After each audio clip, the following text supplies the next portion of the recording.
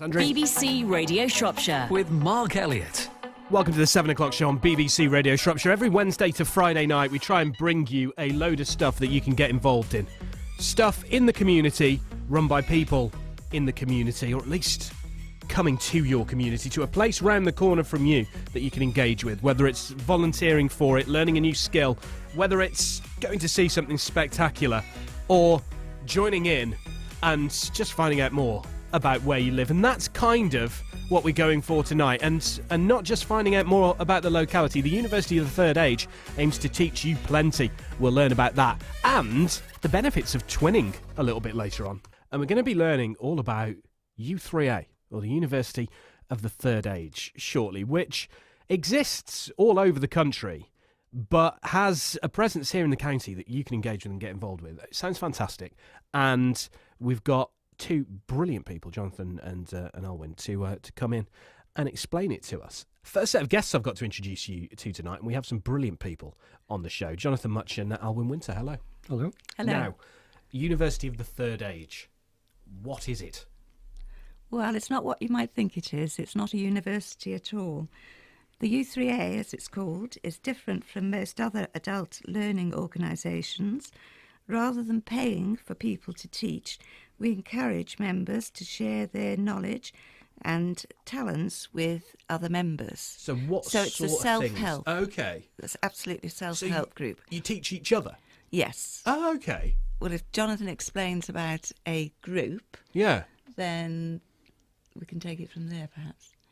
Yeah, we have over 100 groups in Shrewsbury, and as Alwyn says, it's a bit like a virtual university. 100 in Shrewsbury alone? 100 in Shrewsbury Wow. alone, with over 1,000 members, approximately 1,050 members. That's amazing. At the last number. And basically, they can fall into three areas. They can be study groups, for instance, French, Greek, local history. They can be activity groups, such as walking, pétanque, which is French boules. Okay. Golf croquet. Don't ask me what that is because I'm not too sure. And they can be interest groups, such as backgammon, bird watching, and that sort of thing. So there are a whole range of different types of activity that people do across these 100 groups. Which I guess means you need people that are interested in learning the skills, but you need people with expertise as well. Yeah. And you'd be amazed how many people have got expertise at our age. Oh, Because absolutely. they've worked, had a long career, and they bring some of that to the party, really. Yes. Where do you meet? Is it just places in town? We meet all over the place. We have our main speaker meeting in the Walker Theatre at the Theatre 7, and then the various groups, depending on what it is. If it's a walking group, obviously we're walking all over the county and keeping the pubs going in Shropshire. Absolutely, yeah. Or we've got pétanque, which is up at the Shelton Cricket Ground, and then we've got various venues all over Shrewsbury. Probably. Do you want to explain those? Well, perhaps you. Okay, yeah. We meet in as diverse places as the Tesco Community Room. Oh, okay, in the back of the Tesco. Up this part of town, to Louis' house. The United Reformed Church, the Inn on the Green. So it's pubs, it's church halls, it's meeting rooms. Yeah, really throughout the town. So how many groups have you been a part of over the course of your careers in the... Me personally, I think I'm in 5 groups at the moment. What are they? Pétanque, 2 walking groups, a book club, and the local history. Oh, okay. Yeah. But we've got 3 local history groups, and I'm just in the You're just one in of the them. one? Yeah. What's your speciality? In local history? Yeah. Are they 3 groups that cover the same things, or do they have a particular Oh, field no, of the interest? local history groups, just because the one got full. Oh, so right, somebody okay. starts another one, and Yeah. that's how it evolves, really. Yeah. So it works really well. How many are you in? Yeah. I'm in... Not golf croquet, clearly. Not in golf croquet, because I can't explain what that is. But I'm in 3 walking groups. So I walk pretty much every Wednesday, every month. I'm in a photography group, and I'm in the pétanque group. So when you meet, how does it work? How does it go? Does somebody take it upon themselves to lead the session, or do you mix that up? Yeah. Well, if it's a walking group, for example, you take it in turns to recce a walk, and then you send that walk out about a week beforehand and sort the pub out, in our case. Some people... I'm noticing how key the pub is, both for you and your walking groups. Well, I think it really is keeping the pubs going at the moment. Absolutely, yeah. The grey generation. Yeah, and then you say whether you're going on the walk and you order your lunch and then you turn up. We actually meet at Meal Park and Ride and then go to where we're starting the walk. Okay. And then do the walk and have our pub lunch. Yeah. And we just all take it in turns. But presumably different groups work in different way, and I can't say about all of them. The Batang group is probably organised by one person mainly. Like a coach? No. You got a tracksuit? A very interested Batang player. Okay. Needs a tracksuit with initials on, like a football manager. Yeah. What about, but generally, for instance, a local history group, it'll have a coordinator, somebody to kind of coordinate the meetings and the locations and things like that. But generally, it'll be a discussion group, and the group will decide collectively what they're going to talk about this month or next month. Are they going to read a book? Are they going to visit somewhere? Yeah. So it's very much a collective type of thing in a lot of the groups. And when you do the stuff at the theatre, is that where everyone gets together? Yes, anybody that wants to come. We've got nearly 1,000 members, but they don't all turn up to the Walker Theatre because it only takes about 200. We have been in the main theatre before now, if our numbers are very high. And then we have a variety of speakers, and they range from somebody talking about nature. We had somebody last month talking about Rolls-Royce. Oh, okay. And that was fascinating, because I didn't know that he died when he was 31. And the impact that he made, during that short lifetime was quite amazing, really. Absolutely. And that in actual fact, he was an engineer. He wasn't just the money man in Rolls-Royce, which I probably thought he was. Yeah. But he was an engineer, and he developed the car and then went into flying, and that's where, unfortunately, he got killed. That's quite a business to build before you're 31, isn't it? Yeah. Wow. Yeah. Do you turn up to some of these and think, well, I'm just going, I'm not sure I'm interested in the history of Rolls-Royce, and then you come out thinking, that was more interesting than I thought it was going to be? They're all pretty interesting, actually. Yeah. We've got some great speakers, we had the Diane Carrington. I don't know whether you've had her on the show. One of the ladies that rode the Atlantic. Yeah. We had her, and that was brilliant as well. Yeah. And they bring their books along, and we might buy their books, and that's so it's. Who sorts them out? Who finds we have the speakers? We have a speaker secretary called Pauline Langley. We were hoping to get on here tonight, but she was otherwise engaged. No, she's got a good excuse. So this is all over the country, isn't it? Yes. But does each kind of local branch take care of itself? Yes. Yeah. Yeah, but we do have the Third Age Trust, which is the national organisation, and I think we pay some sort of capitation fee to them, and we get information down from them, which helps us. And our computer system is probably led by them, isn't it? The Beacon system that we use. Yeah. Is there a lower age limit? No, as long as you finished your career. Okay. Or you can join if you're part-time, or you finished raising a family. Okay. Yeah. So it's for the retired, ostensibly. Yes, it is. I think you're probably not much younger than about 55, really. It's older than that. When did you two join, and why? I joined probably about 8 years ago because and my husband's listening, because I was cheesed off with him working so much, and I wanted to do some other things, although I already got other hobbies as well, but I particularly wanted to join a walking group, so that's why I joined initially, but I've just gone from strength to strength, so love it, absolutely love it. What about you? I joined about 2 years ago when I finished work, and really, it was because I had an interest in photography, so I wanted to join the photography group. I wanted to get it active, so the walking groups were the logical ones to join. And in my previous employment, I travelled a lot, so I didn't really have a wide circle of people I knew in Shrewsbury. Okay. I'd lived abroad for a while as well, So it was a good way of getting to know people and meeting people with a like interest and like mind. Had you recently given up work? A couple of years ago, 3 years ago, yeah. And did you, I guess with your husband away, did you find yourself rattling around a bit in the house? Was that part of the impetus? Not really, because you were doing other stuff. I've always done other stuff. It was really the walking group that I Right. wanted to get into initially. But then after that, I found out what else was on offer and joined some other... Is it a bit like a black hole? You kind of go in for one specific thing and then you see everything else? Yeah. I mean, it's great for people. I mean, the motto is to learn, laugh and live. And I think that's what it's all about. You know, if people are at home and are lonely, depressed or something like that, then it's a great organisation to join. Yeah. Because it gets you out of the house and you're doing things. And you can learn new skills, or you can help other people learn new skills. Yeah. When you were retiring, did you plan to know you had to do something to fill the time? Or was there a moment where you thought, no, I'm bored now and I need to go and enrich myself somehow? I think probably the latter, Right. a little bit of the former as well. But I looked forward to retiring and just doing my own thing. But after a fairly short period of time, actually, I decided that I was getting a bit bored doing that, sometimes on my own.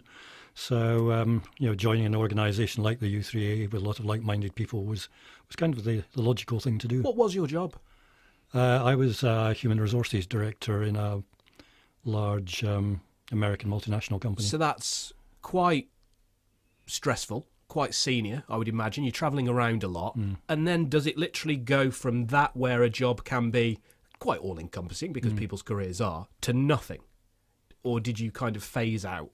It kind of went from full on to nothing. I mean, that must be great for a week or two, and then a bit of a shock to the system. Yeah. When it settles down to go from being all go to, and particularly if you don't know a lot of people in the area. Yeah. I used to do a lot of travelling in my previous job, so it was a nice relief to be at home. Not too sure if you asked my wife, she'd say the same thing. In fact, I think she was the one who encouraged me to join the u3a. Right. I maybe have to learn something from that. It'd be really good for you if you got out of the house more. Did she go at it like that? Yeah, probably something like that. And it turned out it yes. was mutually beneficial. Yeah, and I'd got rid of my golf clubs a few years earlier, so golf wasn't an option. So it had to be something else. Why? Because I was travelling so much and I didn't have time for it. Okay. This must be a great way to meet people, though. It's fantastic. It's an instant social circle, isn't it? It is, really. And everybody wants to be there, so, it's... How many people are in your walking groups, and how many people meet up at any given time? There are about 25 in the walking group. I mean, we are restricted because of the pub lunch, Yeah. really, because they can't really accommodate 100. They can't really take any more. And also, if you've got styles and things on a walk, it takes far too long to get through it. And usually about 18, 20 of those turn up each time. Yeah. We actually have 10 walking groups. Oh, wow. Yes. Because as they've grown, they've filled up, and some people have wanted to do shorter walks, some longer walks, some hilly walks, some strolls. Some groups don't actually go to the pub. No, surprisingly they enough, don't. Some take picnic lunches, Yeah. so walking. There are more walking groups than any other group.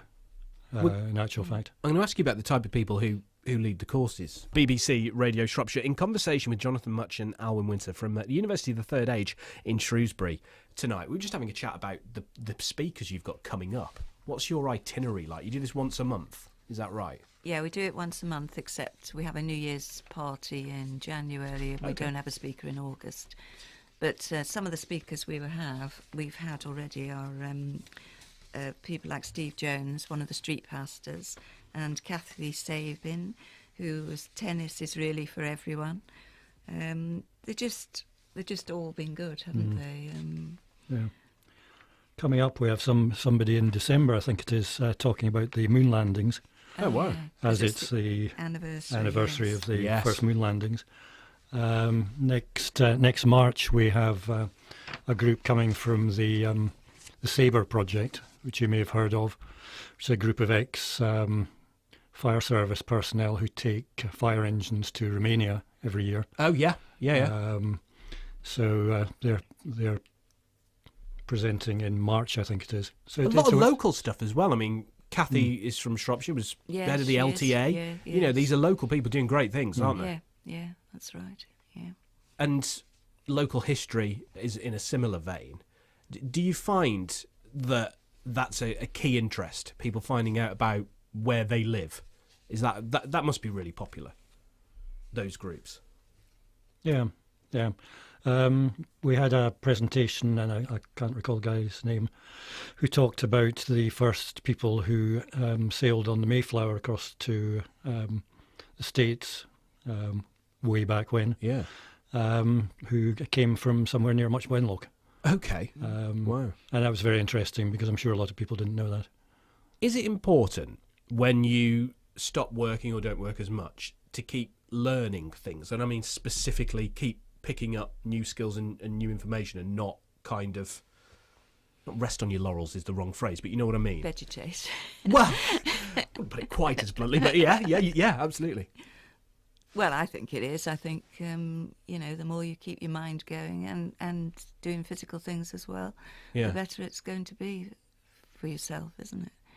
Yeah. And do people arrive quite lonely a lot of the time? Do you get a lot of people who perhaps have lost a partner and maybe haven't got the widest social circles? Yeah, one of the things we do, we have a coffee afternoon the last Friday of the month in Palmer's Cafe, which is in Claremont Street, and it's open for any member to come along as well, but it's particularly welcoming to new members, and we have a few of us there who can talk to them about the u3a, and I've spoken to quite a few people who've been bereaved and just sort of picking themselves up, and they've joined the u3a, and it's been great for them, really. As a first step, just coming for a coffee that's easy, isn't it? Or comparatively, it's not. I don't think it is easy, actually. I know. I think if they make that first step, then it's... often the hardest part, Yeah, it's the hardest part. And after that, when they get to meet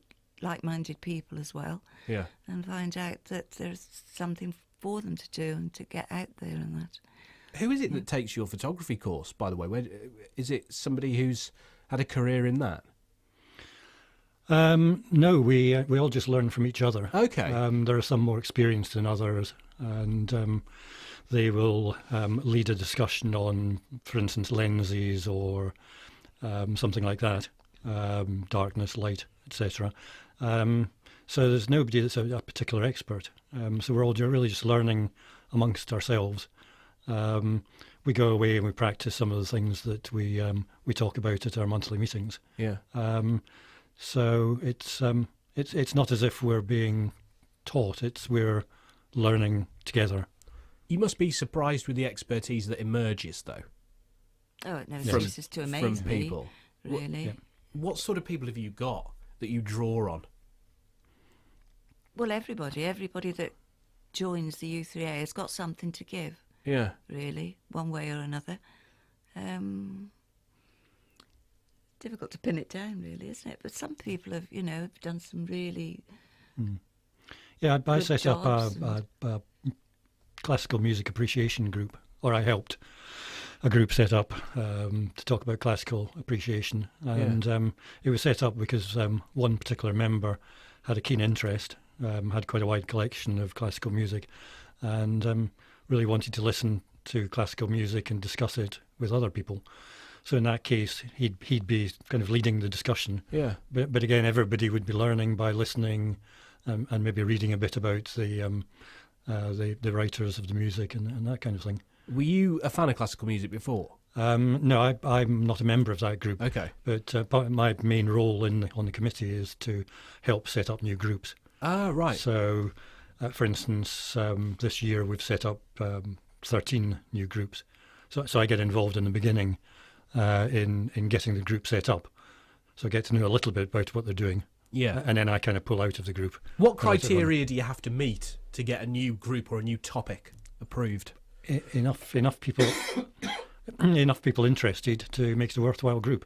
And that can range from, I know Alwyn was at a cooking group today, and they have 9 members, which is enough for them.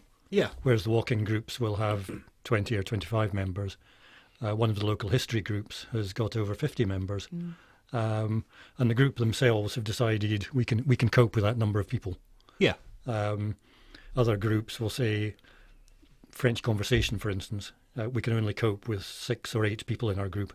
So when we reach that number, we'll close the group. When you said members. Greek, was that ancient Greek? There is actually modern ancient Greek? There is actually an ancient Greek group. I mean, that's niche. So That is quite niche. That does Yeah. show you can pretty much set up anything if there's enough interest. And I would classify that as absolutely, I would classify that as a study group Yes. with a bit of interest as well. Yeah, I think that's a fair classification. What do you get from it mostly? Is it the learning, or is it the like-minded people and getting out and going to the pub? I think it's just sheer enjoyment, sheer enjoyment from it, really, and laughter and lots of fun. Yeah. Really, and that's so euphoric for you, isn't it? Yeah. Yeah. When you must have been to a lot of these talks and seminars and things now. You mentioned Rolls-Royce. Has there been anything that you've found out that's really you've walked out knocked for 6 by it that's surprised you? That's $1 million question, isn't it? Because it's such a huge range of topics, isn't it? And I guess you get out what you put in. Yeah, I think every speaker that we hear, you come away thinking, yes, I've learned something today from that. We had the ex-High Sheriff presented several months ago now, and I was quite amazed that I had no idea what the High Sheriff did. Yeah. And I came away from that thinking, well, the person who has that role, it's not just a kind of a honorary role. Yeah. It actually does play quite a big part in the community in many ways. So that kind of struck me, that I really learned a lot about what a lot of people just see as an honorary role. Yeah. It's very hard work, I think. Yeah, very hard work, yes. Yeah. How easy is it to join and get involved? Do you have to pay? Is it? Well, it's £15 subscription, yes. Okay. But it's very easy to join. As long as you're interested enough and want to be a member, then Is that monthly or? the No, £15? year. Oh, for a year? Yeah. That's not bad. Yes. No, it's not bad, is it? Just over £1 a month. Yeah. And then you can join as many groups as you want to, and you've got time for. Yeah. Yeah. Are you looking at anything else? Eyeing up any to add to your portfolios? I'm too busy at the moment because I'm You might be. chairman of the group, and I also play tennis a couple of times a week and play bridge as well outside the u3a. So, How did you get roped into joining the committee and then becoming chairman? well, I wasn't even on the committee about 16 months ago, and unfortunately the chairman resigned, and so they were just looking around, and Is it hard work?